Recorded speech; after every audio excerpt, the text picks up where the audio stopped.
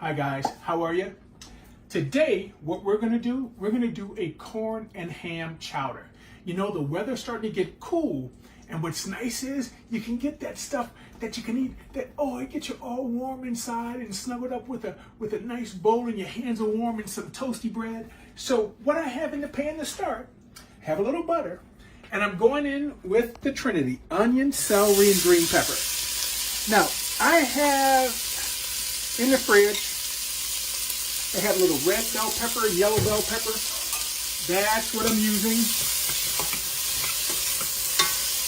You know, use what you have, use what you like. If you like the green, go with the green. If you don't like the green, guess what? Don't put the green in. Let's go ahead and hit this with a little bit of Creole seasoning.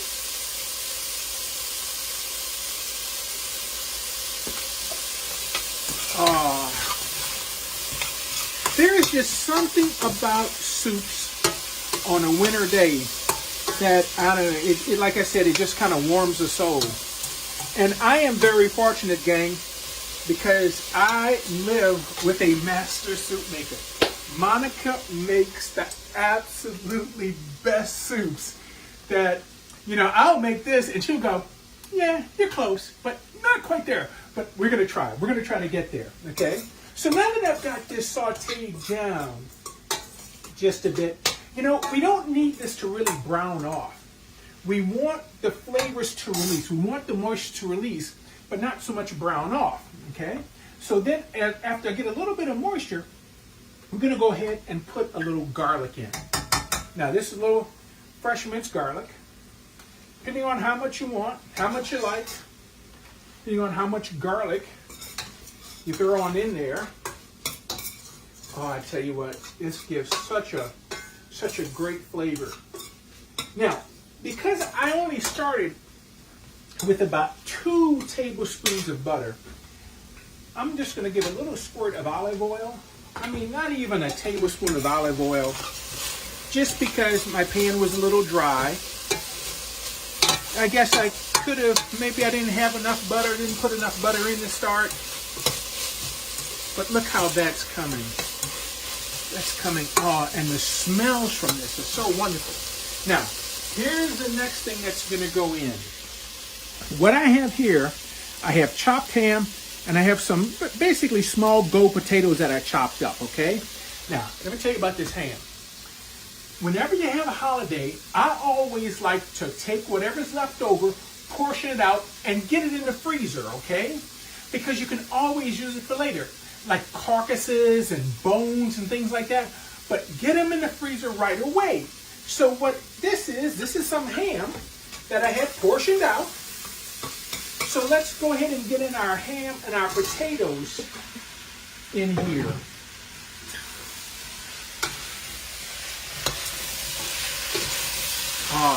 Now, since this is already cooked,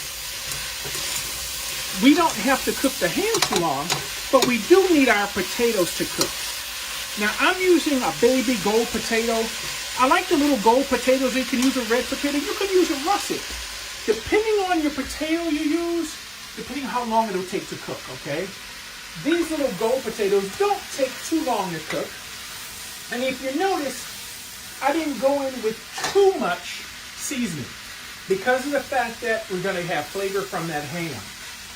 And also, I got to tell you about the ham. The ham I seasoned really, really well. I also had scored it with cloves, so it's going to have flavors from there. So that's why you're not seeing me add too much more seasoning in here.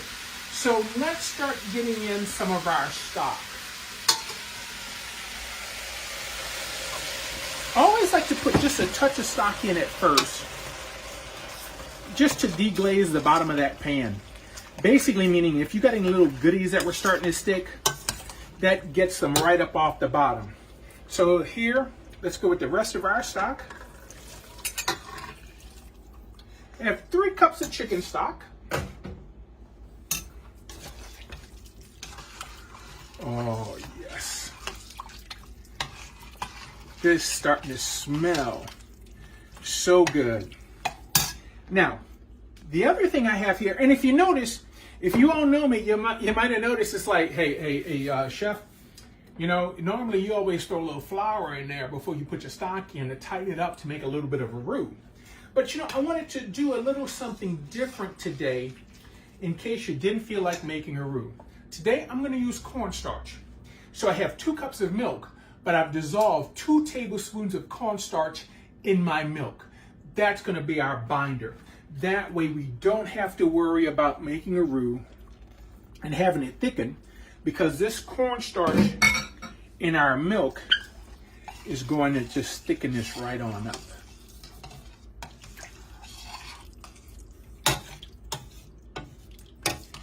The other thing I did, fresh corn, cut off the cob. To me, there is nothing like fresh corn cut off the cob. Now, I like to put it in a little different. I'll put some in now, okay, early on. But once my potatoes get cooked, I'll put the rest in. So basically what I want to do now, I need this to come up to a boil and cook long enough to get my potatoes cooked. Our potatoes are nice and tender. And you know, as we go, when we're cooking, always taste as you go. So I'm going to take a little bit, just put our spoon underneath. Wow. I tell you what, gang, if you take the time to cut corn off the cob, it is such a great flavor. Imagine all those other flavors that we have in here. That corn pops, all right? So fresh corn is just so much better, okay? And if you can't use fresh, use frozen, okay? That's the closest thing to it. So let's get some more corn in. Here, I'm using a cheddar jack cheese. And I have a little bit of sour cream, yes. And I'm gonna put the sour cream right here in our soup. Now, I have the fire on real low, and this soup, it gets a body from the cornstarch in there, plus this cheese melting is going to give it a little body. And you know, if you want to put some herbs in here, you can, but remember, I use that seasoned ham, so that's why I didn't put any extra herbs in. But it's fine to put in some extra herbs if you like. You know, this is even something where we always cook with a lot of bay leaves. Bay leaves give things an earthy flavor, so you could use a little bay leaves in here if you want. But I use the cheddar jack. A sharp cheddar would be nice in here as well. But look, we just want that cheese to melt, for this to get all the way through. Oh yeah, this is looking so good. Now, if you want to show you just a little bit different version, hold out your ham, okay? Put the stock in, put the potatoes in, use an immersion blender, okay? Blend it a little bit if you want it smoother. Then put the ham and the rest of the ingredients in, because that way your trinity, your potatoes with the stock, that'll be pureed and be a much smoother soup. So let's go ahead and ladle some up. Oh. You know, this is one of those where you want to go down to the bottom and make sure you're getting some of that goodness off the bottom.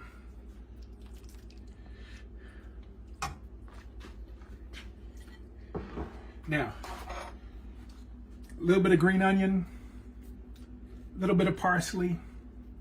And you know what? We could actually also put a little bit of green onion in the pot if you want. Here, we can do a little more cheese on the top. We saved a little corn. A little bit of fresh corn on the top.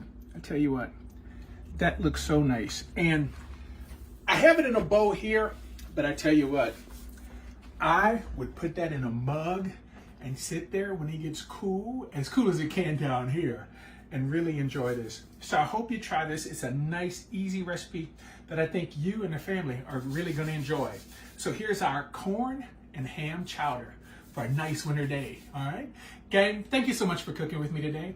Keep washing those hands, masking up. Please stay safe. For WWL, I'm Chef Kevin Belton, and we'll see you soon.